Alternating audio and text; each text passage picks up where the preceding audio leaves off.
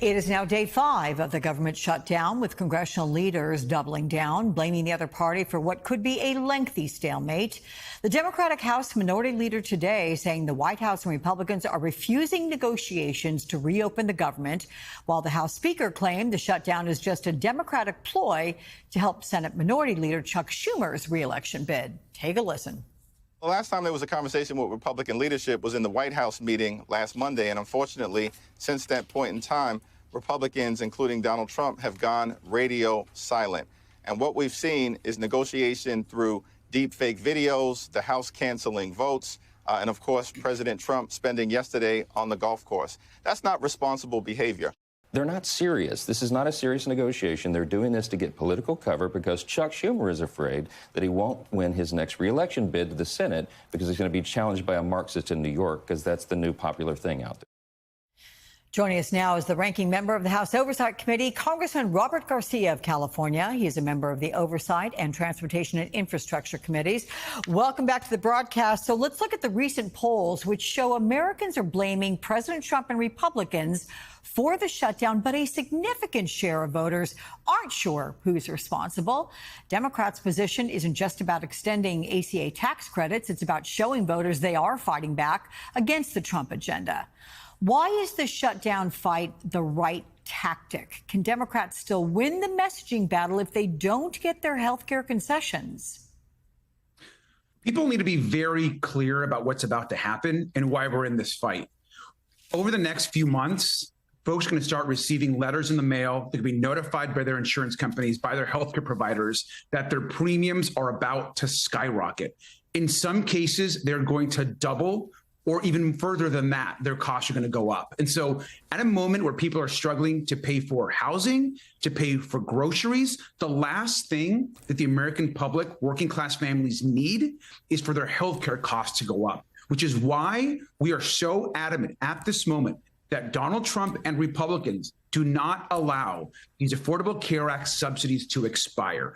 That is why we are willing to take on Donald Trump, to stand firm and stand tall. And Senate Democrats shouldn't give Donald Trump one single vote to pass his budget that not only takes away and harms health care, but gives more to billionaires and large corporations in this country, which is exactly why we've got to stand tall in this moment. It was suggested earlier on the broadcast that we've got about 3 weeks or so until people start getting those notices and open them up and go, what?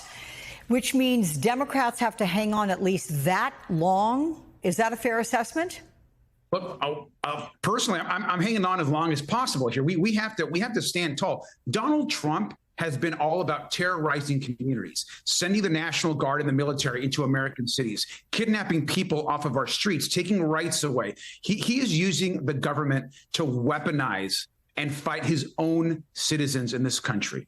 And so right now, enough. I mean, Democrats need to have and match the energy of the people on the ground. They're demanding folks to stand up and fight Donald Trump. And so I think right now, this healthcare fight is a righteous one and one that we've got to be in. And look, I obviously just heard Mike Johnson's comments that you played. I mean, Mike Johnson now apparently likes to lie as much as Donald Trump. I mean, give me a break. Donald Trump is playing golf while he should be negotiating a safe landing for healthcare in this country. He could care less that millions of people in this country are about to see their healthcare costs explode. He could care less that 17 million people will likely see their Medicaid taken away or dramatically reduced over the course of the next few years. And so these are all because Donald Trump wants to continue to give massive tax breaks to billionaires. That's what this is all about. And so we've got to stand tall. And I know it's tough. Government shutdowns are hard. People do get impacted. Government workers need our support. But these same government workers and working families are telling me to stand tall and to ensure that healthcare costs don't go up. Okay. President Trump is openly embracing the far-right blueprint, Project 2025, after denouncing it all the time on the campaign trail. He's backing Project 2025 architect and OMB leader Russell Vought's plan for mass federal workforce firings.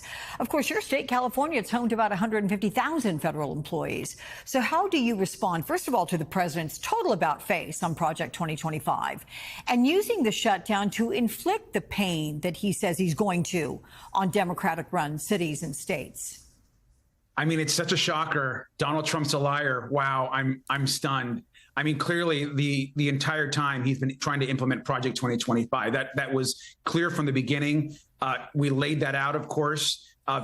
He is very aware that Project 2025 is not just the blueprint for his administration, but the far right have been planning this, as we know, long before even Donald Trump got here. And so they are implementing this plan page by page, which is why it's so important that we stand tough in this moment and push back, not just in our legislatures across the country, which is happening in many states, but also in the courts. And of course, as we near 2026, we have to slow down and stop this Trump agenda.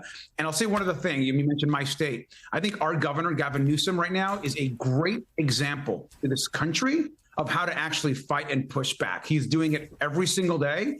And I think he's right on what he said today about the National Guard being deployed, for example, to Oregon, which is ridiculous from our home state. We're taking that to court. We're going to push back on Donald Trump every time. I want to move on to the Jeffrey Epstein scandal with you because you requested Commerce Secretary Howard Lutnick testify before the Oversight Committee after he confirmed in a recent interview Epstein's behavior was obvious to members of his elite social circle. So here's what Lutnick said. I say to him, massage table in the middle of your house? How often you have a massage? And he says, every day. And then he gets weirdly close to me. Ooh. And he says, and the right kind of massage. That's what his MO was, get a massage, get a massage. And what happened in that massage room, I assume was on video. This guy was the greatest blackmailer ever. Blackmailed people. That's how he had money. So you said that Lutnick's comments directly contradict the Trump administration's public statements. So explain how and what information the committee wants from him. If Lutnick, by the way, doesn't cooperate, will Republicans subpoena him?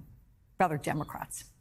Yeah, I mean, look, I think those comments in that podcast interview was pretty stunning and revealing. And so we've been doing a lot of work since those comments. I mean, we have a secretary, obviously the Commerce Secretary to President Trump, basically saying that Jeffrey Epstein brought him into his home, showed him the massage room, told him essentially what was happening in that space. We also know that in that same interview, he talked about blackmail pretty openly, and that one of the reasons perhaps was this exchange that was going on between Jeffrey Epstein's short sentence and possible blackmail or information that he knew about powerful people in this country.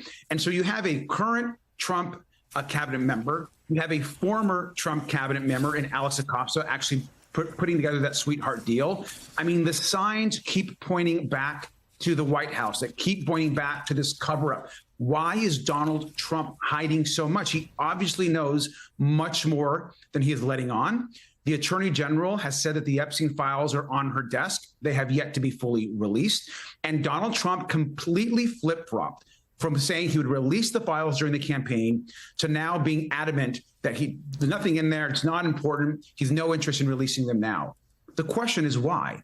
And so clearly, the public have a right to know, and we need our 218th member, Adelicia Grijalva, to be sat and installed by Mike Johnson, which he's refusing to do. And let's be clear, I'm sure a big part of us not coming back to Congress because he doesn't want to release those Epstein files. So it's time to release the Epstein files and to bring justice for all the survivors. Congressman Robert Garcia of California, always good to see you. See you soon. Thanks.